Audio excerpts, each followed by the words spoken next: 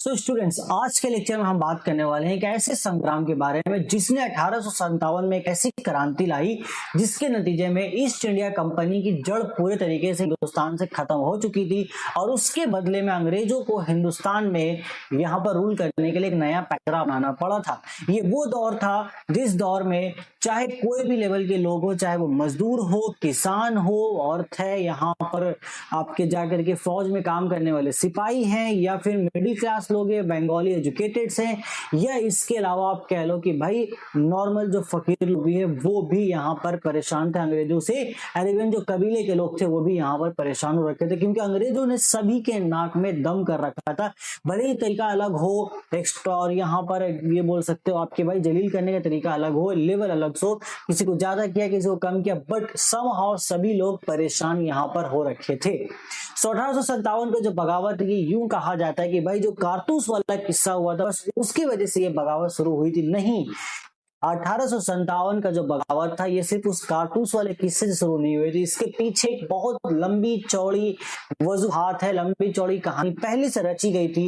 वो पहले से इंसानों के अंदर पनप रही थी, हिंदुस्तानियों के अंदर बस इंतजार थी तो एक चिंगारी की, और वो चिंगारी का काम करता है वो कारतूस वाला वाक्य। सो आइए आज के लेक्चर में टोटली हम ब्रेक डाउन करेंगे आपके हिस्ट्री के चैप्टर 4 को, जहां पर हमें जानना है कि 1857 रिवॉल्ट ने किस तरीके से हिंदुस्तानियों के अंदर एक नए बदलाव को लाया और उस बदलाव के नतीजे में हिंदुस्तानियों ने किस तरीके से नए नए पैतरे अपनाए आजादी को हासिल करने के लिए। सो मेरा नाम है आमिर, आप सभी का स्वागत है आपके प्यारे से यूट्यूब चैनल मॉडर्न पढ़ाई के ऊपर। Let's begin the lecture.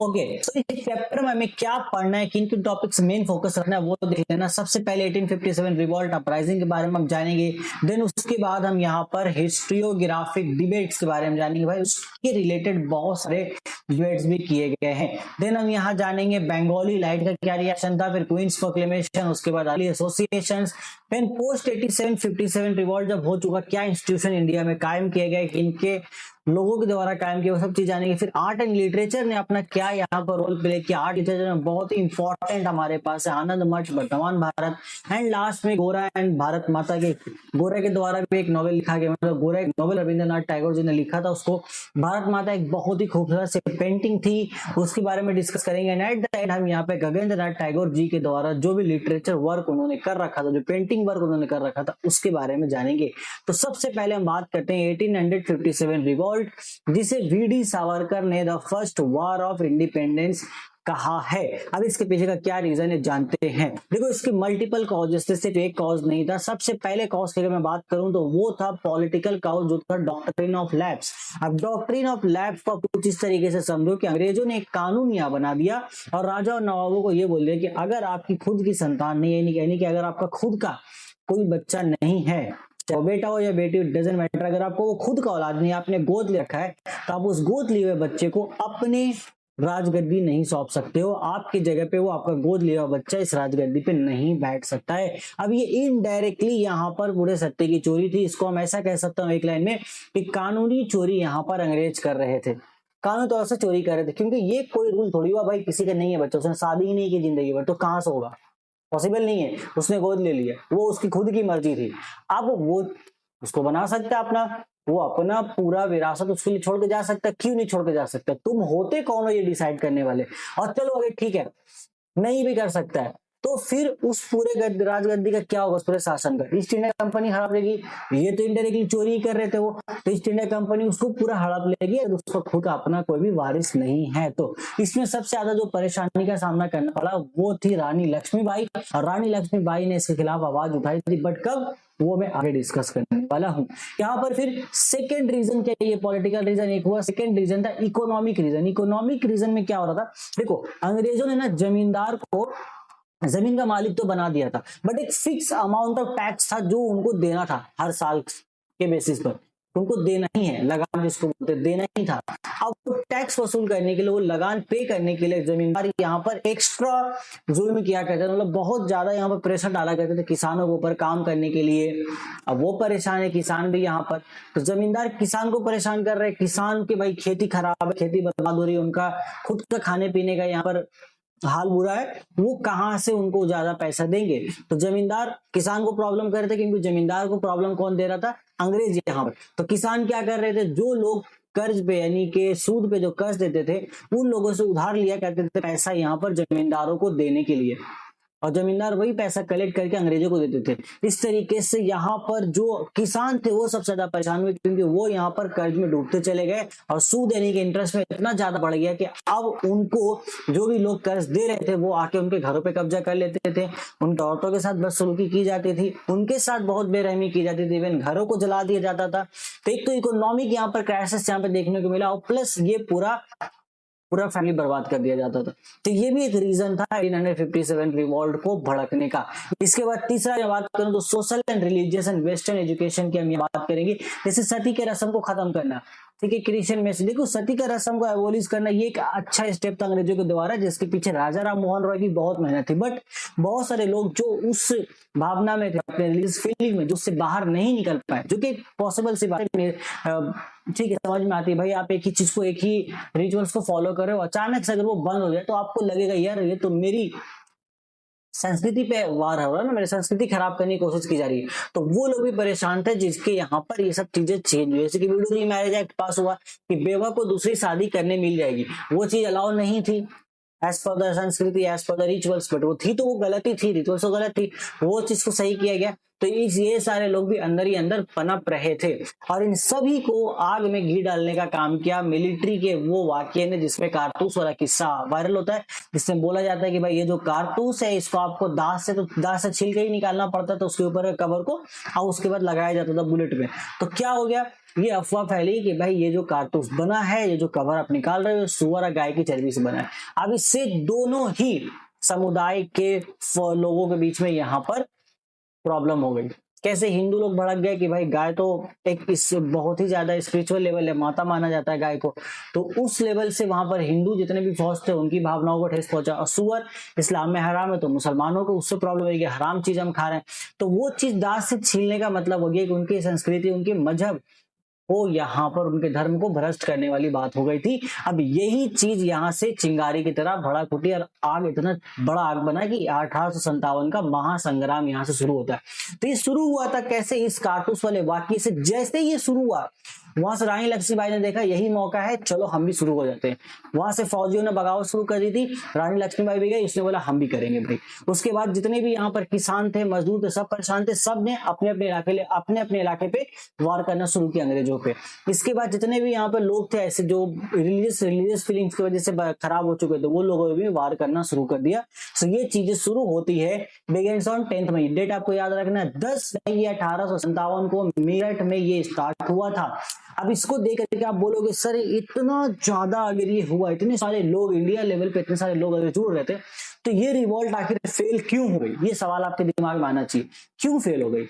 अब देखो यहाँ पर बस मैं एक लाइन आपको बोलूंगा, ये जो रिवॉल्ट शुरू हुई थी गुस्से में शुरू हुई थी, मतलब गुस्से से आदमी ने शुरू किया था, भाई इतना ज्यादा परेशान हो रहा, अब नहीं, फौजों ने शुरू की थी, ठीक है, जो फौज के लोग थे, सिपाहियों ने, उन लोगों ने शुरू कर दी। तो एक चीज याद रखना, जो गुस्सा होता है ना, वो आपको लड़ने की ताकत जरूर दे सकता है, बट एक प्रॉपर स्ट्रैटेजी नहीं दे सकता है जीतने के लिए। याद रखना, गुस्से से आपके अंदर लड़ने की हिम्मत आ सकती है, लड़ना है, लड़ने आप चले गए, बट प्रॉपर स्ट्रैटेजी के लिए आपका प्रॉपर कम्युनिकेशन होना चाहिए, और ये कम्युनिकेशन यहाँ पे मिस था, और प्लस एक स्ट्रॉन्ग लीडर की भी यहाँ पर कमी थी। कम्युनिकेशन कैसे मिक्स था, ये समझो, जो जितने भी हमारे राजा नवाब थे वो अपना अलग लड़ रहे थे अपने अपने जगह पर, जो इकोनॉमिक मार झेल रहे थे किसान मजदूर, वो अपना अलग लड़ रहे थे अलग जगह पे, और जो सोशियो रिलीजियस फीलिंग, जिसका जो रिलीजियस फीलिंग हट हुआ था, वो अपना अलग लड़ रहे हैं, और फौज अपना अलग लड़ रही है अलग अलग जगह पे। इन चारों के बीच में ऐसा मान लो कोई कम्युनिकेशन ही नहीं था। It's just like a simple, जैसे कि आप पबजी का गेम खेल रहे हो, पबजी के गेम में आपको 4 बंदे का एक स्क्वाड होता है, ठीक है, आप चारों खेल रहे हो, चारों का माइक दूसरे से कनेक्ट नहीं, सब अपना माइक स्पीकर सब म्यूट करके रखा है, कोई किसी से कम्युनिकेट कर नहीं रहा, सब अलग अलग जगह पे गए हुए, कोई कोचिंग की में है, कोई जाके अपना मुझे एक ही जगह का नाम याद है वैसे, ठीक है मतलब और जो याद ही नहीं। हाँ मतलब 2-3 जगह ऐसे यही सब होते हैं, कुछ कुछ और याद नहीं, मतलब सब अलग अलग लोकेशन पे है भाई। आपको कम्युनिकेशन हो ही नहीं रहा है, तो आप कैसे लड़ोगे उस जीत को, कैसे लड़ोगे उस चीज को, जीतोगे कैसे उस लड़ाई को। वहीं ऑपोजिट में जो आपका टीम है वो पूरा स्क्वाड में एक जगह खेल रहा है, वो 4 बंदे एक साथ आए, आप एक बंदे को निपटा कर निकल लिए, फिर से किसी को निपटा दिया, पता चला सभी निपट गए। तो ये कम्युनिकेशन की यहाँ पर प्रॉब्लम थी। फिर स्ट्रॉन्ग लीडर की कमी थी। ये 4 जो बंदे का स्क्वाड जो पबजी खेले थे, इसमें कोई एक स्ट्रॉन्ग लीडर था ही नहीं। उन चारों ने मिलकर के, मतलब 3 ने मिलकर एक को लीडर तो बना दिया, बट वो जो लीडर बना है वो एज अ फेस, ठीक है बहुत अच्छा है, उसका फेस वैल्यू है, बट एज ए लीडरशिप की क्वालिटी उसकी अब खत्म हो चुकी है। जस्ट लाइक यहाँ पर जो लीडर बनाया गया था वो बहादुर शाह जफर को इन्होंने लीडर माना था। क्यों? देखो इसके पीछे का रीजन था, मुगल्स बहुत टाइम से हिंदुस्तान पे रूल करते आ रहे, तो मुगल्स का एक अच्छा खासा इंप्रेशन था इंडियंस के लोगों पर, और कहीं ना कहीं एक भरोसा था। तो एक वो फेस बने हुए थे बहादुर शाह जफर, हालांकि बूढ़े हो चुके थे, काफी 80+ ईयर हो चुका था, वो लड़ने के लिए तो नहीं थे, बट सारे फौजों ने मिल करके, 12 फौजों की बोल रहा हूँ, सिपाहियों, ठीक है, सारे सिपाहियों ने मिल करके बहादुर शाह जफर को अपना लीडर माना। तो बहादुर शाह जफर ने भी उसके लिए हाँ कर दी, बट फ्रंट लाइन पे वो नहीं लड़ रहे थे। फ्रंट लाइन पे तांतिया टोपी लड़ रहे थे, ठीक है, उसके जगह पे फिर डॉक्टर और रानी लक्ष्मीबाई लड़ रही थी। इस तरीके से अलग अलग जगह से लड़ाई हो रही थी। तो अपना फौज को बहादुर शाह जफर ने यहाँ पे डोनेट किया था, but as a strong leader वो उभर के सामने नहीं आ पाए, और वो एक ऐसे लीडर नहीं बन पाए जो बिखरे बिखरे जो स्क्वाड के मेंबर थे, कोई कहीं है कोई कहीं है कोई कहीं, उन सभी को इकट्ठा वो नहीं कर पाए थे। लीडरशिप की कमी हुई, कम्युनिकेशन की कमी हुई। देन अंग्रेजों को बहुत आसान पड़ा, इजी पड़ा इनको थूर देने के लिए, मतलब थूर के एकदम खत्म कर देने के लिए। क्यों? क्योंकि वो भाई एक साथ घूम रहे हैं ना, तो नेचुरल लीडर की वजह से ये हार गया। मल्टी सेंट्रिक था, दिल्ली में अलग है, कानपुर अलग, लखनऊ अलग, झांसी अलग, किसी को पता ही नहीं है कि किस दिन कहाँ वार करना है। ऐसा भी नहीं हो कि एक ही दिन में सब मिलकर वार कर रहे हैं, एक ही दिन में कोई मिलकर स्ट्राइक कर रहा है, कोई पर्टिकुलर ऐसा कोई प्लान था ही नहीं यहाँ पर। तो बहादुर शाह जफर एक सिंबॉलिक मुगल लीडर बने, रानी लक्ष्मीबाई, तांतिया टोपे, नाना साहब, कुंवर सिंह, ये ऐसे लोग थे जिन्होंने ग्राउंड लेवल पे जाकर के लड़ाई, ये लोग लड़ रहे थे ग्राउंड लेवल पे, ये लीड कर रहे थे, बट प्रॉब्लम ये थी कि नहीं हो पाया, ठीक है, वो चीज नहीं हो पाए। तो फेल होने का रीजन वही सिंपल था, पहला कोई सेंट्रलाइज लीडरशिप नहीं था, इंफीरियर वेपन्स थे। वेपन्स की बात करें तो हमारे पास वेपन्स नहीं थे उतने, वही सामने वाले अंग्रेज के पास एक तो वो कम्युनिकेट अच्छा कर पा रहे थे, उनके पास टेलीग्राफ था कम्युनिकेशन करने के लिए, just like a sort of radio, आप समझ लो, जल्दी से कम्युनिकेट हो जा रहा है। बट वहीं हमारे पास क्या था, घोड़ों के जरिए कोई एक आदमी है जो घोड़े में बैठ के जाके खबर पहुंचाएगा। भाई जितनी देर में ये बंदा खबर लेके सामने वाले टीम तक पहुंचेगा, उतने देर में हो सकता है उस टीम का काम तमाम हो चुका हो, क्योंकि वो टेलीग्राफ से खबर पहुंच गया, वहां पर मार खत्म।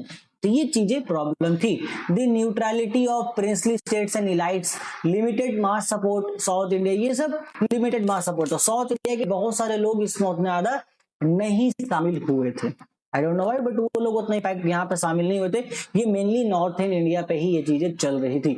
और दूसरी बात, जो नॉर्थ में यानी कि बंगाल में खास तौर से जो एजुकेटेड बंगाली क्लास था, पढ़े लिखे जो लोग थे, वो भी इस चीज से दूर थे। अब आप बोलोगे सर क्यों, आखिर वो क्यों दूर थे?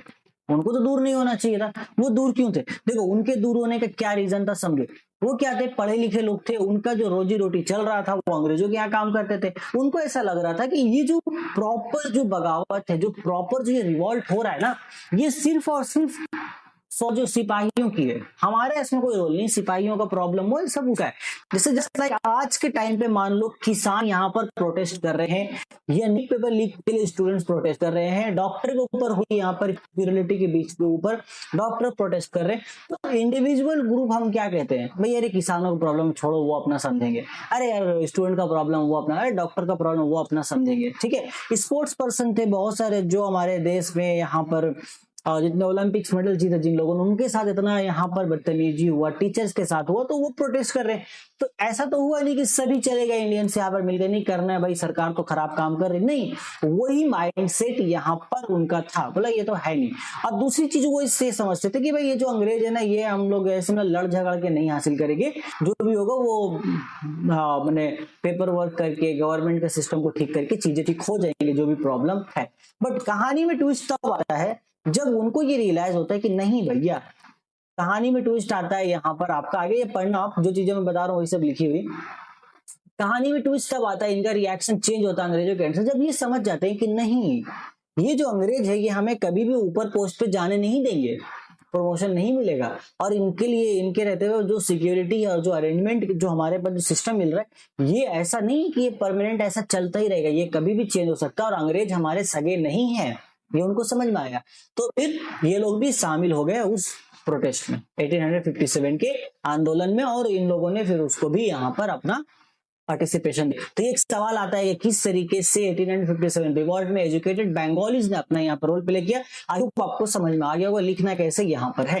बाकी ये जो नोट्स यहाँ पर है, ये नोट्स अगर आपको लेना है तो ये नोट्स आप मेरे मॉडर्न पढ़ाई एप्लीकेशन से जा करके ले सकते हो। इसके अलावा अगर आपको एक प्रॉपर नोट्स चाहिए जहां पे आप बहुत अच्छे तरीके से ये देख पाओगे, इन डिटेल में हर एक चीज लिखी गई है, एग्जाम में आंसर कैसे लिखना है वो चीज भी लिखा गया है, उसके लिए आप मेरे पेड नोट्स को परचेस कर सकते हो। उस पेड नोट्स का भी मैं लिंक यहाँ पर नीचे डिस्क्रिप्शन पे दे सकता हूँ। उसका एक डेमो मैंने दे रखा है, डिस्क्रिप्शन में जाकर चेक कर सकते हो। कुछ चीजें आप स्क्रीन पे भी दिख रही होगी, कुछ इस प्रकार का वो हमारा नोट्स है। इस नोट्स में क्या है, एक एक टॉपिक को एक कहानी के थ्रू समझाया गया है, फिर उसको ये बताया गया कि ये क्वेश्चन एग्जाम में कैसे पूछा जा सकता है, उसका आंसर आपको कैसे लिखना है, proper line by line step by step सारी चीजें बताई गई हैं। और अगर उसमें दिए हुए क्वेश्चन के आंसर अगर आप लिखते हो एग्जाम में तो 100% आपके पूरे मार्क्स आएंगे, नहीं कटेंगे। ये नोट्स आपके English language, Hindi language, Urdu language तीनों में अवेलेबल है। सभी कभी आके चेकआउट करो। प्राइस बहुत ही मिनिमम है, वो प्राइस आपका एप्लीकेशन पर ही दिख जाएगी, क्योंकि बहुत हाई क्वालिटी के नोट्स है तो एक मिनिमम प्राइस हमने यहाँ रखा है जो आप आराम से अफोर्ड कर सकते। Okay, back to the topic. तो ये हम समझ गए। अब इसको बहुत अच्छे से ऐसे भी रिलेट कर सकते हो। मान लो एक बहुत बड़ा प्रोटेस्ट हुआ कहीं पे किसी रीजन की वजह से, जैसे कि अरावली पहाड़ यहाँ पर काटे जा रही थी, तो उस टाइम पे बहुत ज्यादा प्रोटेस्ट हुआ, इंडियंस बहुत सारे लोगों ने प्रोटेस्ट किया। तो वहीं बहुत सारे लोग ये भी बोल रहे थे, अरे यार बात बात लोग प्रोटेस्ट करने लगते हैं, रोड जाम हो जाता है, ये है वो प्रॉब्लम है, रोजमर्रा की काम में प्रॉब्लम है। तो वो लोग फिर अपने आ जाएंगे ट्विटर पे या कहीं इंस्टाग्राम पे हैशटैग ये देखो प्रॉब्लम है, ये वो प्रोटेस्टर लोग से खत्म। लेकिन कुछ टाइम के बाद जब वही प्रोटेस्ट एज अ आप ये समझिए ऐसा रिजल्ट सामने आता है, अच्छा उन्होंने जो प्रोटेस्ट किया तो उसकी वजह से अरावली पहाड़ कटना बंद किया गया, सरकार मजबूर हो गई, क्योंकि सरकार कहीं ना कहीं गलत तो कर रही थी। हालांकि बहुत सारे पहाड़ तो कट ही गए, फिर भी वो कर रही थी। अब वही लोग जो पहले इन लोगों को क्रिटिसाइज करे, तो वही लोग आएंगे ट्विटर और इंस्टाग्राम पे लिखेंगे hashtag our hero. Just like ये उनका हाल था बंगालीज का। जैसे ही बंगालीज को समझ में आया कि नहीं भाई अंग्रेज हमारे सगे तो नहीं है, हमें इनसे प्रॉपर फायदा नहीं होगा परमानेंट, तो इन्होंने उन्हीं फौजियों को, उन्हीं सिपाहियों को अपना हीरो बना लिया जिनको पहले ये क्रिटिसाइज कर रहे थे। तो ये दोहरा नजरिया था। ये वही बात है कि मजबूरी में गधे को ही बाप बनाना पड़ता है। हालांकि तो वही एक चीज होती है ना भैया, ठीक है, जब मतलब जैसा देश वैसा भेष वाला काम यहाँ पे हो रहा था। अब इसी वजह से क्योंकि इस रिवॉल्ट में इतनी सारी डिफरेंट डिफरेंट पैरामीटर्स हैं, अलग अलग लोग अलग अलग पर्पस के लिए लड़ रहे थे, अलग अलग जगह से लड़ रहे थे, लीडरशिप की कमी थी जिसकी वजह से प्रॉपर फेल भी हो गया। इसीलिए हिस्टोरियंस के बीच में इस बात को लेकर डिबेट है कि हम इस रिवॉल्ट को क्या बोले। हमारे बीडी सावरकर साहब इसको क्या बोलते हैं, ये बोलते हैं ये फर्स्ट वॉर ऑफ इंडिपेंडेंस था। इनके हिसाब से फर्स्ट वॉर ऑफ इंडिपेंडेंस। इन्होंने कहा क्यों, क्योंकि इतने सारे लोगों ने एकजुट होकर के रिवॉल्ट किया अंग्रेजों के खिलाफ। भले ही अलग अलग थे लेकिन एक बहुत बड़ा हमें यहाँ पर मास एजिटेशन तो देखने को मिला था। क्यों, क्योंकि यूनिफाइड पॉपुलर मूवमेंट था, पैट्रियोटिक रजिस्टर, साइकोलॉजिकल फाउंडेशन भी था फ्रीडम आजादी के लिए। तो ये वीडी सावरकर जी का नजरिया है। इसके बाद जो मार्क्सिस्ट व्यू यानी कि अंग्रेजों का, वो बोलते नहीं भाई ये एक बस class struggle and anti imperialism. इनके हिसाब से ये था ना कि ये सिर्फ और सिर्फ फौजियों की बगावत थी, यानी कि वो बगावत सॉरी मार्क्सिस्ट का नहीं, वो कॉलोनियल व्यू अंग्रेजों का था। मार्क्सिस्ट का ये नजरिया था, जो मार्क्सिस्ट लोग थे वो बोलते थे क्लास स्ट्रगल और कुछ नहीं, मतलब मास रिएक्शन था अगेंस्ट जो डिफरेंट डिफरेंट पॉलिसीज अंग्रेज ला रहे थे उसके अगेंस्ट में, और कुछ नहीं था। इसमें कौन कौन से की फिगर्स थे, बिपिन चंद्र थे और इरफान हबीब थे। कॉलोनियल व्यू अंग्रेजों का नजरिया था, नहीं भाई ये सिर्फ और सिर्फ फौजी बगावत थी, मतलब फौजियों ने, सिपाहियों ने हमारे अगेंस्ट में बगावत कर दी थी। क्यों, क्योंकि उन्होंने बोला, उन्होंने ब्लेम किया सुपर स्टेशन को कि वो तो भाई किसी भी चीज पर विश्वास कर लेते इंडियंस लोग, उनकी रिलीजियस फीलिंग झूठ मूठ के हट हो गई, ऐसा कुछ रियलिटी में था नहीं जैसा हुआ। अंग्रेज इस बात को कभी नहीं एक्सेप्ट करेंगे कि भाई ये जो बगावत थी, ये जो थी बगावत, ये सारे हिंदुस्तानियों ने कहीं ना कहीं मिल के करने की कोशिश की थी, कर नहीं पाए वो अलग बात है, बट वो एक्सेप्ट नहीं करेंगे कि मास पॉपुलेशन उनके अगेंस्ट चली गई थी। क्योंकि अगर ये उन्होंने एक्सेप्ट कर लिया तो फिर वो इस बात को कैसे प्रूव करेंगे कि हम जो अंग्रेज थे हमने ही आकर के हिंदुस्तानियों के साथ यहाँ पर हिंदुस्तानियों को बेहतर जिंदगी दी है, उनको डेवलपमेंट दिया है। ठीक है। ये कैसे फिर वो प्रूव करेंगे, तो उनका तो ये नजरिया था, तो इस वजह से उसको मानने तैयार नहीं थे। और रिविजनिस्ट व्यू यानी कि जो आज के टाइम के जो हिस्टोरियंस है, नए मॉडर्न जमाने के, उनका मानना था भाई ये फ्रेगमेंटेड लोकल अपराइजिंग था, यानी कि टुकड़ों टुकड़ों में बटा हुआ था, ये अपराइजिंग एक जगह पे नहीं हो पाया था। तो अलग अलग डिफरेंट डिफरेंट व्यूज है, इस पे भी क्वेश्चन आते हैं, ये सब चीजें भी आप ऐसे करके लिख सकते हो। डिबेट बहुत सिंपल है, was it a local military mutiny या पीजेंट क्लास स्ट्रगल और द फर्स्ट नेशनल वॉर। अब इस पे आपका सबका व्यू है, जो आपको लिखना है एक बार किताब में पढ़ लेना, इतना जितना मैंने बताया बस इतनी यही चीजें आप एग्जाम में लिखनी होती है। आगे चलेंगे, हमने कर दिया। अब इतना होने के बाद ईस्ट इंडिया कंपनी खत्म हो चुकी है। अब अंग्रेजों को ये समझ में आ चुका था कि भाई अभी हमें इसको कंट्रोल, क्योंकि वो बहुत हद तक कंट्रोल कर चुके थे, टुकड़े टुकड़े में थे, उनको आराम से निपटा दिया। अब इनको क्या करना था, बैकअप लाना था। तो ये बैकअप प्लान इनका आता है क्वींस प्रोक्लेमेशन, ये बैकअप प्लान था। 1858 में क्वींस प्रोक्लेमेशन आता है, कैसे? So post 1857 east India company collapse हो गई, गवर्नमेंट ऑफ इंडिया एक्ट आता है 1858 में, यहाँ पर सेक्रेटरी ऑफ स्टेट क्रिएट किया जाता है। क्वींस प्रोक्लेमेशन बोला जाता है, क्वीन विक्टोरिया का यहाँ पर ऐलान होता है, बोला जाता है भाई डायरेक्ट आप क्राउन रूल हम फॉलो करेंगे, यानी कि डायरेक्ट इंडिया में क्राउन का रूल होगा, अब यहाँ पे कोई कंपनी वगैरह नहीं है। इन्होंने प्रोमिस किए, ये प्रोमिस बस झूठे थे, ये प्रोमिस थे जैसे कि नॉन इंटरफेरेंस होगा इन रिलीजन ने बोला हम लोग आपके मजहब में कोई इंटरफेयर नहीं करेंगे। दूसरा बोला सबको इक्वल ट्रीटमेंट दिया जाएगा लॉ के अंदर। फिर बोला मेरिट बेस्ड गवर्नमेंट जॉब मिलेगी, जैसे कि आईसीएस, जैसे अभी जो यूपीएससी है यूनियन पब्लिक सर्विस कमीशन, वैसे उस टाइम पे आईसीएस था, Indian civil service commission, sorry Indian, हाँ सिविल सर्विस सेम ही है दोनों, अभी नाम बदल गया। तो इस पे पहले क्या था, मेरिट बेस्ड नहीं था भैया, आपका ये हो जाता था जिसका मैंने वही अलग का बात है, रिफर कर दिया दे दो, अर्जी वाला बात, अर्जी लगा दी किसी का दे दो हो गया। तो बोला नहीं मेरिट बेसिस पे होगा, जो काबिल होगा उसको मिलेगा। रिस्पेक्ट फॉर प्रिंसली स्टेट को बोला ठीक है आपका जो आपका रहेगा, हम आपके साथ कोई गद्दारी नहीं करेंगे। और डॉक्ट्रिन ऑफ लैप्स को उन्होंने खत्म कर दिया था। Pardon of rebels excluding murderers, अब उन्होंने बोला ठीक है जितने भी फौजी थे सिपाही तो उनको हम छोड़ देंगे, माफ कर देंगे, लेकिन वो नहीं जिसको जिन्होंने मर्डर किया अंग्रेजों का। तो वो लोग जिन्होंने अंग्रेजों का मर्डर किया उनके हिसाब से मर्डर हुआ, बहुत सारे लोग मारे गए, तो बोला उनको तो सजा मिलेगी, ये इनका था। ये सारी बातें उन्होंने कही, बट ये सारी बातें सिर्फ और सिर्फ सुनने में ही अच्छी लगती है। जैसे आज के टाइम पे नीट का पेपर लीक हुआ, उसके अगेंस्ट में भाई सरकार ने बहुत सारी बातें कही, लेकिन देन अगेन फिर कल सीयूईटी का एग्जाम हुआ है, वो एग्जाम में भी प्रॉब्लम हुई। एसएससी जीडी का एग्जाम हुआ, वहां पर स्टूडेंट 400 कैपेसिटी थी, सेंटर में ज्यादा बुला लिया गया। तो वही रियलिटी है, गवर्नमेंट चाहे कोई सी भी रहे, गवर्नमेंट गवर्नमेंट होती है, and then government is dash, आपको पता है वो वही है, वो बस बोल देती है आकर के ताकि पब्लिक का गुस्सा ठंडा किया जा सके, या फिर कोई एक नया टॉपिक क्रिएट कर देना है जिससे लोग वहां पर भटक जाए। जैसे कि मेलोडी खाओ, मेलोडी होता ना, मेलोडी खाओ सब जान जाओ, ठीक है, बस वही बात है, तुम मेलोडी खाओ सब जान जाओ, खत्म। रियलिटी चेक क्या था, ठन ठन गोपाल, कुछ नहीं भाई, सिलेक्टिव इनकंसिस्टेंट इंप्लीमेंटेशन वो कुछ नहीं हुआ, बट कुछ कुछ चीजों में इंप्लीमेंट किया गया। अब brutal repression the military reconstruction continued किया गया। यहाँ पर अब इन्होंने समझ लिया, यहाँ से अंग्रेजों ने डिवाइड एंड रूल को और ज्यादा सॉलिडिफाइड किया, मतलब बोला भाई अब तो इनको बांट के ही रखना। अब इन्होंने क्या किया, सिपाहियों को रेजिमेंट से बांटा, लाइक मार्शल रेजिमेंट एक नॉन मार्शल रेजिमेंट। क्यों किया ऐसा, ताकि चाह के भी दोबारा ये सारे सिपाही मिल करके अंग्रेज के खिलाफ इकट्ठा नहीं हो पाए। बहुत सियाने थे वही। अब बाकी हिंदू मुस्लिम वाली चीजें फिर आगे चल के शुरू हुई, पार्टीशन ऑफ बंगाल आया, ठीक है, वहां से वो सब चीजें शुरू हुई। इकोनॉमिक एक्सप्लोटेशन इनका जारी रहा, मॉडर्नाइजेशन किया, रेलवे लाए, बहुत सी चीजें दिया, बट जारी रहा। लेकिन आईसीएस जो था इंडियन सिविल सर्विस, वो सिर्फ और सिर्फ ब्रिटिश इंटरेस्ट पे ही सर्व किया जाता था, उसमें ऐसा नहीं हुआ कि जैसे वो बोल रहे थे वैसा हुआ। और इसमें एक बार उन्होंने बहुत बदतमीजी भी की थी, वो आगे हम देखेंगे। आईसीएस की जो नॉर्मल उम्र होती थी ना, वो 21 ईयर्स होती थी, मतलब फर्स्ट इतना ईयर तो होना चाहिए आपका अप्लाई करने के लिए। फिर बाद में इसको घटा कर उन्होंने 18 साल कर दिया ताकि इंडियंस तो आ ही नहीं सके। उसके लिए भी एक अच्छे से इंडियन एसोसिएशन ने काम किया, आगे देखेंगे हम लोग। तो सिंबल ऑफ आयरनी था ये, और कुछ नहीं था। खैर जो पढ़े लिखे लोग थे यहाँ पर, वो ये समझ चुके थे कि नहीं अब अंग्रेजों के खिलाफ हमें चुप तो नहीं रहना, इतने बड़े संग्राम के बाद ठीक है हम कोई बात नहीं हम नहीं जीत सके, बट क्या है कि अब चुप तो नहीं रहना, आगे हमें कुछ ना कुछ करते रहना है।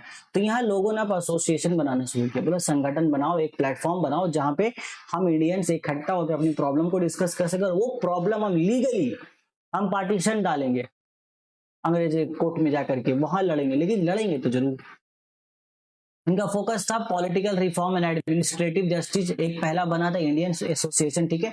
इंडियन एसोसिएशन यहाँ पर 1857 के बाद जो था उसके लिए क्या किया था, educated Indian dissatisfaction with post 1857 British policies. तो ब्रिटिश पॉलिसीज के अगेंस्ट जो लोग थे 1857 के बाद भी वो लोग इस एसोसिएशन में ज्वाइन थे, और इनका डिमांड था इंडियन पार्टिसिपेशन इन गवर्नेंस। ये बोल रहे थे कि जो गवर्नेंस है ब्रिटिश की उसमें इंडियंस का होना भी जरूरी है, क्योंकि जब तक इंडियंस नहीं रहेगा तब तक आप कैसे ये करोगे। इंडियंस रहेगा तो ज्यादा बेटर है कि वो बता पाएगा क्या प्रॉब्लम कहाँ पर है, और वो देख भी पाएगा कि जो लॉ आप बना रहे हो वो सही है कि गलत है। तो वहां पे इंडियन का ऐसा होना जरूरी है। इंडिया जैसे कि आज आज के टाइम पे मान लो एक जैसे पार्लियामेंट में है, अब पार्लियामेंट में जितने भी लोग हैं, जो मेजोरिटी में जो एक पार्टी वो अपना काम कर रही है, बट उनके हिसाब से वो अपना जो भी कानून बना रही है वो सही है, उनके अकॉर्डिंग सही है, बट पूरे पॉपुलेशन के लिए वो सही नहीं है। अब कोई एक पर्टिकुलर कम्युनिटी है या कोई एक पर्टिकुलर ट्राइब है, उनको बहुत ज्यादा प्रॉब्लम हो रही है उस लॉ से, तो वो ट्राइब या वो कम्युनिटी तो प्रोटेस्ट करेगी। तो यहाँ पर उसका सोल्यूशन ये है कि जो कम्युनिटी है, जो ट्राइब है, इनको खुद ऊपर उठ करके उस लेवल पे पहुंचना होगा और उस पार्लियामेंट में पहुंचना पड़ेगा, ताकि जब ये लॉ पास हो तो वहां पर ही डिबेट कर सके कि नहीं ये लॉ तो गलत है, इसके ये गलत इंपैक्ट हो सकते हैं। तो वही चीज ये लोग करने की कोशिश कर रहे थे कि भाई इंडियंस को वहां पहुंचना होगा उनके पार्लियामेंट में। लेगेसी बहुत सिंपल था, पॉलिटिकल अवेयरनेस क्रिएट किया, डायरेक्ट फाउंडेशन क्रिएट किया इंडियन नेशनल कांग्रेस का, और वो जो आईसीएस एग्जाम की उम्र जो 21 से घटा के 18 कर दी गई थी, आईसीए इंडियन एसोसिएशन ने यहाँ पर सुरेंद्र नाथ चटर्जी के यहाँ पर रहनुमाई में इन्होंने बहुत अच्छा काम किया, और वापस जगह जगह जा करके प्रोटेस्ट किया, अंग्रेजों को पॉइंट आउट किया। अब भाई 18 से वापस 21 साल उम्र हुआ। देन इसके बाद एक हिंदू मेला बनाया गया। हिंदू मेला ये कल्चरल एंड ट्रेडिशनल रिवाइवल था, और ये स्पेसिफिक सिर्फ और सिर्फ हिंदुओं के लिए, ठीक है। ये सिर्फ अपने हिंदू कम्युनिटी के लोग को टारगेट कर रहे थे और बोल रहे थे भाई अपना जो कल्चर है, हिंदू कल्चर संस्कृति जो है, सनातन धर्म, उसको हमें बचा के रखना है। उसके लिए ये कर रहे थे। तो बोले need to protect Indian tradition from foreign influence. Action क्या था, promoted native art, music, literature and physical culture. तो हर महीना चित के महीने में ये मेला लगा करता था, जिसमें बहुत भारी क्वांटिटी, बहुत भारी तादाद में लोग जुड़ते थे और इसी सब चीजों पे डिस्कशन होती थी। तो लेगेसी बहुत अच्छी थी। इमोशनल यूनिटी इसने बनाने में कामयाबी हासिल की थी, क्योंकि रिलीजियस फीलिंग है, इमोशनल यूनिटी बहुत अच्छे से बहुत जल्दी बन जाती है। तो इन दोनों ने मिलकर एक डुअल इंजन किया for the early freedom struggle. But इसके बाद भी और भी बहुत सारे फाउंडेशन आए, जैसे कि हम बात करेंगे यहाँ पर, देखो इसके बाद आप सीधे हमारे बुक्स के बारे में कहानी है। ये दो एसोसिएशन थे, हाँ वही तो मैं बोल रहा हूँ, ये पहले बुक्स के तो बाद में करेंगे। ये देखो बंगा भाषा प्रकाशिका सभा है, ठीक है, ये सब अर्ली एसोसिएशन थे हमारे। एंड देन हमारा लैंड होल्डर एसोसिएशन। तो बंगा भाषा प्रकाशिका सभा यहाँ पर एक कल्चरल एंड लैंग्वेज प्रमोशन था, ये मेनली बंगाली लैंग्वेज में थी, और लोगों के जो प्रॉब्लम्स थी वो चीजें इसमें ज्यादा डिस्कस की जाती थी लोकल लोगों के खास तौर से, ताकि वो चीजें अंग्रेज तक हम सरकार तक पहुंचा सके, ठीक है। और लैंड होल्डर एसोसिएशन देखो ये क्या था, ये जमींदारों ने सिर्फ अपने लिए बनाया था। सब जमींदार इकट्ठा हो गए, उन्होंने अपने एक एसोसिएशन बनाया कि भाई जो भी प्रॉब्लम होगी हम जमींदारों के रिलेटेड, हमारे जमीन से रिलेटेड, वो सब हम याचिकाएं डालेंगे, यानी कि पार्टीशन डालेंगे अंग्रेज के अगेंस्ट में, विक्टोरिया तक लेटर लिखेंगे, ताकि वो प्रॉब्लम्स को खत्म किया जा सके। ये प्रॉपरली जमींदारों ने सिर्फ अपने लिए किया था। आप कह सकते हो एक तरीके से वो लोग सेल्फिश से सिर्फ अपने बारे में सोच रहे थे, बट मुद्दा वो नहीं है कि वो सिर्फ जमींदार ही थे उस ग्रुप में। मुद्दा ये है कि इंडियंस लोग ये समझ चुके थे और ये सीख रहे थे कि कैसे एक एसोसिएशन को बना करके लीगली, कानूनी तौर पर हम अपना हक सरकार से ले सकते हैं। ये चीज यहाँ पर सीखना शुरू हो चुका था, लोगों ने सीखने लगे थे लोग, ठीक है। तो ये था हमारा सेकेंड फेज इस चैप्टर का, जो हमने देखा यहाँ पर एसोसिएशन के नाम पे। देन थर्ड फेज आता है यहाँ पर लिटरेचर का। लिटरेचर एक बहुत ही इंपॉर्टेंट रोल प्ले करता है किसी भी चीज के लिए, चाहे भाई किसी भी चीज को प्रमोट करना हो, लिटरेचर बहुत इंपॉर्टेंट है। आज के टाइम पे लिटरेचर में, आज के टाइम पे ड्रामा, सिनेमा भी उसकी जगह ले चुका है इस चीज को प्रमोट करने के लिए, ठीक है। लिटरेचर की शक्ल बदल चुकी है, लेकिन लिटरेचर नहीं बदला है। तो उस टाइम पे एक दो जो फेमस बुक्स थे, वो थे बंकिम चंद्र चटर्जी का आनंद मठ, और रविंद्रनाथ टैगोर की यहाँ पर एक लिखी हुई किताब थी नोवेल गोरा। रविंद्रनाथ टैगोर की पोएट्री भी बहुत ज्यादा थी, यहाँ पर आगे थी, ठीक है।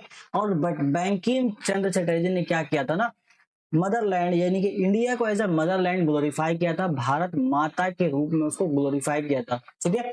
और यही बैंकिम चंद्र चटर्जी के किताब से ही हमें वंदे मातरम का स्लोगन, वंदे मातरम का पूरा गीत यहाँ से मिलता है। क्योंकि ज्यादातर लोग पढ़े लिखे नहीं थे तो सबके लिए किताब पढ़ना मुश्किल था, लेकिन फिर भी उन्होंने बहुत ही आसान लैंग्वेज में लिखा कि सब इसको समझ सके।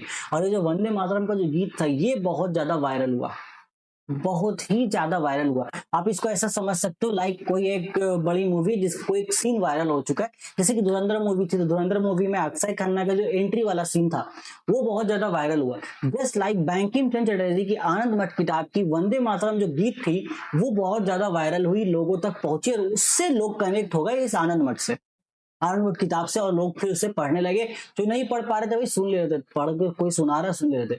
वही धुरंधर के साथ हुआ, बहुत ज्यादा वायरल हुआ तो सेकंड पार्ट के साथ लोग ऑटोमेटिक और ज्यादा जुड़ते चले गए, ठीक है। ऐसा ही हुआ यहाँ पर। रिलेट कर रिलेट क्या यार, बीच जवान लड़खा दे बीच में, रिलेट करते रहा करो चीजों को आज के टाइम से। पेंटिंग ने भी बहुत इंपॉर्टेंट रोल प्ले किया। यहाँ पर बंगाल स्कूल ऑफ आर्ट यहाँ पे फाउंड किया गया था, जिसमें अविंद्रनाथ टैगोर और नंदलाल बोस का हाथ था। इन दोनों ने मिलकर बंगाल स्कूल ऑफ आर्ट यहाँ पर स्टैब्लिश किया। इनका स्टाइल बहुत था rejection of western style, themes आपका डिपिक्शन ऑफ भारत माता, और देखेंगे आगे। ये समझो बंगाल स्कूल ऑफ आर्ट में क्या था, पेंटिंग के थ्रू क्रिटिसाइज किया जा रहा था अंग्रेजों के रूल्स को। इट्स लाइक आप समझो मीम मटेरियल, ठीक है। जैसे आज के टाइम पे नीट का पेपर लीक हुआ, एनटीए, अब एनटीए जैसे क्या होता है नेशनल टेस्टिंग एजेंसी, अब उसमें मीम बनाया लोगों ने नॉन ट्रस्टेबल एजेंसी, ठीक है। इस तरीके से और भी कुछ।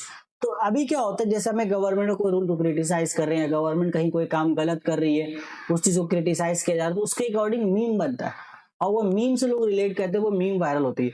तो उस टाइम का मीम क्या था, उस टाइम की पेंटिंग्स थी।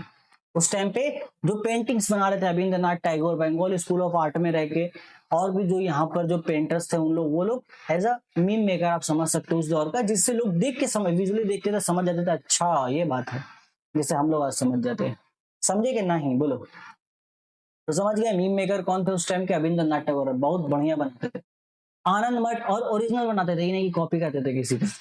आनंद मठ बैंकिंग चटर्जी ने लिखा था। ये सेटिंग इनकी पूरी सन्यासी रिविलन के दौरान है, जो हमने थर्ड चैप्टर में पढ़ा हुआ है, ठीक है। तो ये आप पूरा पढ़ना। इसका सबसे स्ट्रॉन्ग पॉइंट वंदे मातरम थी। ये किताब इतनी ज्यादा वायरल हुई थी ना इनकी, इतनी ज्यादा कि भाई इसको बैंड कराना पड़ा था अंग्रेजों को, इसको बैंड कराने के चक्कर में लग गया था कि इसको बैंड कर भाई, क्योंकि इसकी वजह से यहाँ पर हिंदुस्तानियों के अंदर, खासतौर से नौजवान जो यंगस्टर्स थे, उनके अंदर फ्रीडम के लिए यहाँ पर जोश पैदा हो रहा था, और रिबेल के लिए, बगावत के लिए जोश पैदा हो रहा था। लेकिन वर्तमान भारत यहाँ पे स्वामी विवेकानंद जी ने लिखा था। इसका कॉन्टेक्स्ट थोड़ा मॉडर्न था, ये प्रेजेंट एंड फ्यूचर को यहाँ पर बताते थे। इनका की कंसेप्ट क्या था, continuity of ancient culture blended with modern education. ये बोलते थे भाई हमारा जो कल्चर है उसको चलने दो, बस उसमें थोड़ा सा मॉडर्नाइजेशन को ऐड कर दो, ओके। इट्स जस्ट लाइक ऐसा समझो कि आपका मोबाइल है खुद का, आपने अपने मोबाइल में सब चीजें अपने अकॉर्डिंग सेट कर रखी है, बट क्या है थोड़ा सा आपको मॉडर्न वे के हिसाब, थोड़ा सा आपको क्या लग रहा है यार, थोड़ा ना थीम अच्छा नहीं लग रहा है देखने में, ठीक है। थोड़ा थीम बदलना होगा, थोड़ा सा ना स्क्रीन अच्छा लग देखना होगा, बैक कवर वगैरह बदल लेते हैं। तो आपने एक नया थीम उसमें इंस्टॉल कर लिया, मॉडर्न थीम, बट बाकी सिस्टम जो है वही है। हार्डवेयर आपने नहीं चेंज किया, आपने सॉफ्टवेयर यहाँ पे थोड़ा सा अपडेट कर दिया। तो वही इनका कहना था वर्तमान भारत में कि भाई हमारा हार्डवेयर, हमारा जो एंशिएंट कल्चर है वही रहेगा, थोड़ा सॉफ्टवेयर अपडेट कर लेते हैं, क्योंकि मॉडर्न एजुकेशन को भी अपनाना जरूरी है, उसको हम छोड़ थोड़ी सकते हैं, वरना छोड़ देंगे तो अलग दिखेंगे, अलग तो दिखना नहीं है, साथ में चलना है। ये था, ओके। इसके अलावा सेम हमारे पास गोरा आता है, जो कि नोवेल है हमारे टैगोर जी के द्वारा। इसमें जो गोरा जो कैरेक्टर है ये अपनी आइडेंटिटी ढूंढता है भाई, ये अपनी आइडेंटिटी, अपनी पहचान ढूंढता है, और ये एक ऐसा कैरेक्टर है इस कहानी में जो सिर्फ ये नहीं है कि ये एक ऐसा हिंदुस्तान का सपना देख रहा है जहां पर ना ही तो भेदभाव है, ना ही कोई डिस्क्रिमिनेशन है, जात पात के अकॉर्डिंग सब अपना काम खुशी खुशी कर रहे हैं, और सब अपनी जिंदगी जी रहे हैं अच्छे से, एक दूसरे की मदद कर रहे हैं, कोई किसी के पीछे नहीं पड़ा। ये एक ऐसा यहाँ पर तस्वीर दिखाते हैं। तो मैसेज बहुत ट्रू था यहाँ पर, inclusive nationalism and transcend religion और कास्ट डिवीजन। इनका पूरा स्टोरी है, कभी टाइम मिला तो बताऊंगा, या आप एक सर्च करके पढ़ भी सकते हो। इसमें एक कैरेक्टर जो होता है गोरा, वो अपनी फैमिली के साथ जा रहा होता है कहीं पे, फिर जंगल में ये लोग बिछड़ जाते हैं, ये कहीं और भटक जाता है, इसकी जो बीवी और बच्चे होते हैं वो कहीं और भटक जाते हैं। फिर दिखाया जाता है at the end of the story के कैसे गोरा यहाँ पर डिफरेंट डिफरेंट फेजेस से गुजरता है, क्या क्या उसको फेस करना पड़ता है, फिर उसके अकॉर्डिंग वो क्या इमेजिनेशन करता है कि मेरा इंडिया कैसा होना चाहिए, और वहीं बीच रास्ते वहीं उसको ये भी प्रॉब्लम होती है, ये सोचता रहता है कि भाई मेरी बीवी और बच्चे कैसे होंगे, तो उधर से एक अलग स्टोरी चलती है, एक अलग स्टोरी लाइन है, फिर लास्ट में वो मिल जाते हैं। बहुत अच्छी स्टोरी है, कभी अगर मौका मिले गोरा नॉवेल आप पढ़ना, डाउनलोड करके गूगल पे तो मिल ही जाएगा आपको। भारत माता पेंटिंग, ये रविंद्रनाथ टैगोर जी का मास्टर स्ट्रोक था। अब समझो, ये समझो कि मान लो जैसे कॉकरोच जनता पार्टी आज के टाइम पे एक बना, ठीक है, तो ये एक सटायर बनाया गया, एक जो पॉइंट आउट किया गया था सीजीआई के द्वारा, एक सटायर बनाया गया। अब क्या हुआ, उसका एक प्रोफाइल पिक्चर है, मान लो बहुत वायरल हो रहा है, एक कोई रिविलियन ग्रुप है जो प्रोटेस्ट कर रहा है अंग्रेजों के खिलाफ, अब उसके अकॉर्डिंग अपने प्रोटेस्ट को बढ़ाने के दिखाने के लिए एक आइकन बनाने के लिए एक पिक्चर बनाया गया, एक प्रोफाइल ग्रुप बनाया गया, मतलब एक प्रोफाइल इमेज ग्रुप बोलूंगा, एक प्रोफाइल इमेज बनाया गया, और वो प्रोफाइल इमेज बहुत वायरल हो गई। तो जस्ट लाइक जैसा ये मैं बता रहा हूँ उसी को रिलेट करो भारत माता, तो उन्होंने एक पेंटिंग बनाई जिसमें इंडिया को उन्होंने एज अ माता के रूप में शो किया, भारत माता के रूप में, उनके 4 हाथ बनाए थे इन्होंने, ठीक है, 4 हाथ में अलग अलग चीज थी। ये सिंबोलिज्म किसकी थी, काम की थी, डिवाइन मदर। इसमें एक हाथ में किताब था जो ये दर्शाता था कि भाई हमारे देश को पढ़ाई लिखाई की जरूरत है, हमें पढ़ाई लिखाई करनी होगी और ज्यादा। दूसरे हाथ में ग्रेन्स था, ये दर्शाता कि भाई हमारे धरती में अनाज उगता है, ठीक है। तीसरे हाथ में था फ्लैग, इंडिया का झंडा था, जो बेसिकली हमारे यहाँ पर देशभक्ति पैट्रियोटिक फीलिंग को जगा रहा था। और चौथे हाथ में एक कपड़ा था सैफरन रंग का, जो भी जो अगेन रिलीजियस फीलिंग को यहाँ पर दर्शा रहा था। तो ये अलग अलग चीजों को उन्होंने लिया, सबका अपना एक बहुत बड़ा पर्पस था, और इसका इम्पैक्ट बहुत अच्छा निकला, विजुअल इमोशन क्रिएट किया कि इसको देख करके ही लोग भाई ये हो गए। बहुत सा होता है ना मूवी का, बहुत सा पोस्टर ऐसा होता है, ये बहुत सारे ऐसे डीप मीनिंग इमेजेस होते हैं, जिसको देख के लगता है अरे यार क्या मतलब लगता है। तो वैसे ही भारत माता की पेंटिंग थी, समझे कि नहीं समझे, यही चीज है। बस at the end Gaganendra Nath Tagore ji ने अपना बहुत अच्छा काम किया। ये गगनेंद्र नाथ टैगोर जी के बारे में कुछ चीजें मैं लिख करके लाया था आप लोगों के लिए, इसको एक बार आप पढ़ लेना। और आई होप कि अगर आप यहाँ अभी तक इस लास्ट तक वीडियो में एंड तक बचे हुए हो, तो बताना कि इस पूरे लेक्चर में आपको कौन सा पार्ट ज्यादा अच्छा लगा, कौन सा एग्जाम्पल रिलेट करके आपको मजा आया, वो कमेंट सेक्शन में जरूर बताना। बाकी एक शॉर्ट माइंड मैप मैं आपको दिखा देता हूँ जाते जाते ही, वो आपको यहाँ पे दिख जाएगा। देखो फेज 1 हमारा फिजिकल अवेकनिंग होता है, कहाँ गया मेरा marker, phase 1 physical awakening, revolt हुआ, फिर सप्रेस्ड हुआ ड्यू टू डिसयूनिटी, फिर क्वींस प्रोक्लेमेशन आया, खत्म। उसके बाद फेज 2 में जाते हैं, तो यहाँ पर एसोसिएशन बनता है, लैंड रोड एसोसिएशन, बंग भाषा प्राकृतिका सभा, इंडियन एसोसिएशन एंड हिंदू मेला बनता है। ये 1860 से 1880 के बीच का दौर था। फिर लास्ट फेज में लिटरेचर ने जगह ले लिया, आनंद मठ आया, फिर भारत माता, आनंद मठ 1882 में, 1905 में भारत माता, गोरा 1909 में, और बंगाल स्कूल ऑफ आर्ट यहाँ पर गगनेंद्र नाथ टैगोर जी के द्वारा बनाया गया। कीवर्ड है इंटेलेक्चुअल यूनिटी, आपको याद रखना ये। The failure of the sword in 1857 gave birth to the power of the pen, the brush and the political association. The physical mutiny became a cultural and intellectual revolution. So at the end जो मैंने लिखा ही बता देता हूँ, at the end बस यही बोलना चाहूंगा कि 1857 की जो क्रांति थी, जो बगावत थी, वो भले ही यहाँ पर नाकाम हो गई, लोग भले ही वो हार गए बगावत, लेकिन उसकी वजह से एक कल्चरल अवेकनिंग आ चुकी थी, लोगों के अंदर पॉलिटिकल अवेयरनेस क्रिएट हो चुका था, लोग सीख रहे थे कि कैसे हम पॉलिटिकली लड़ सकते हैं सरकार से, कैसे हमें खुद पॉलिटिक्स में एंटर करना है, कैसे हम लिटरेचर के थ्रू, पेंटिंग्स के थ्रू अपने अंदर के गुस्से को यहाँ पर जाहिर कर सकते हैं, और अंग्रेजों को यानी कि सरकार को मजबूर कर सकते हैं हमारी बात को मानने के लिए। सो मेरे प्यारे बच्चों, मेरे प्यारे स्टूडेंट्स, बस ये था हमारा चैप्टर नंबर 4। आई होप ये आपको बहुत अच्छे से पूरा क्लियर हो गया होगा। इसके रिलेटेड अगर आपको इंपॉर्टेंट क्वेश्चंस के बारे में जानना है, तो आप जाइए नोट्स डाउनलोड कीजिए हमारा। आप पेड नोट्स हमारा परचेस कर सकते हैं। उस पेड नोट्स में आपको सारे इंपॉर्टेंट क्वेश्चंस एंड आंसर भी मिलेंगे। बाकी अगर आपको ये नोट्स चाहिए जो यहाँ पर अवेलेबल है, इसके लिए आपको अल्फा बैच ज्वाइन करना है। Alpha batch free of cost batch है, उसका लिंक डिस्क्रिप्शन पे, जाओ ज्वाइन करो, नोट्स डाउनलोड करो, प्रिंट आउट निकालो, पढ़ो, या फिर ऐसे देख के पढ़ो, मजे लो। पेड नोट्स के लिए आप थोड़ा सा पे करके ले सकते हो, बट अगर आप पे करोगे तो डेफिनेटली वो आपको निराश तो नहीं करेगा। वो एक ऐसा नोट्स है जिससे मैं गारंटी ले सकता हूँ कि यस, आप माध्यमिक के एग्जाम में उससे 90 आउट ऑफ 90 आप स्कोर कर जाओ, 90 नंबर रिटन का एग्जाम होता है, सब स्कोर कर सकते हो। फिलहाल मुझे दीजिए इजाजत, मैं चला, फिर मैं आपसे मिलता हूँ नेक्स्ट क्लास में। तब तक take care, till then goodbye, all the very very best for Madhyamik preparation.